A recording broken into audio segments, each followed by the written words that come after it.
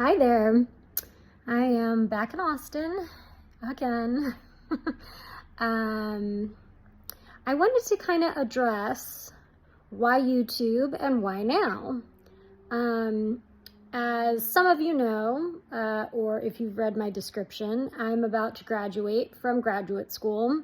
I'm kind of in this like weird limbo period where I'm about to graduate, but I haven't graduated yet, and holidays and travel, and if you've seen any of my other videos, putting my apartment back together.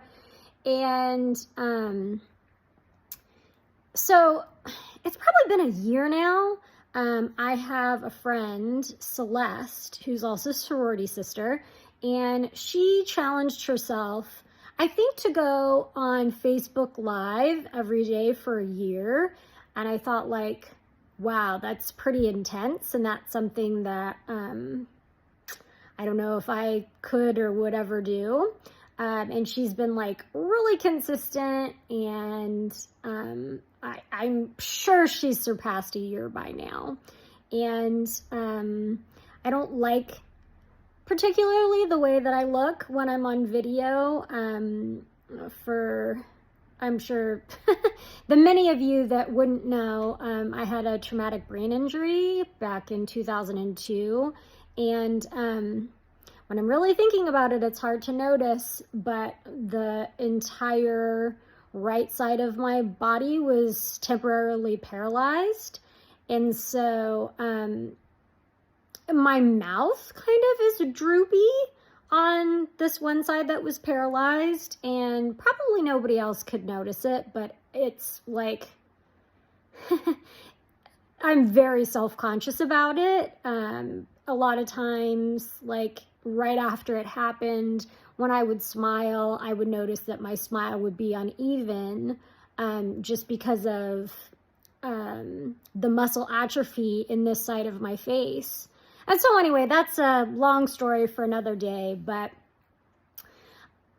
I started to think like, oh, maybe over the summer or spring when I was in New York, I wonder if I could do something like what Celeste is doing. Like, I don't have anything to sell, I'm not promoting anything, but I have a lot of opinions and a lot of things to say. And that's not to indicate that anybody necessarily cares, but I have a really, really wide variety of life experience and different work experiences, school experience, and maybe the biggest triggering thing, I'm considering going to law school, despite my age, yes. And I was able to meet with an attorney, I think maybe I mentioned in another video, that my parents know in San Antonio. And I was talking to one of his colleagues, and he said, the one thing that you really need to prepare yourself going into law school is being comfortable talking and persuading other people. And I was thinking, oh, I worked in politics, and I used to get up in front of community members and speak, and I wrote speeches for my council member, probably more like notes to her if you would ask her. That's something that I'm not even concerned about, but time moves in a really strange way, and I haven't worked in politics in a long time. And then I went into laboratory science, and I worked with patients, so like my personal communication skills, I think, are pretty good.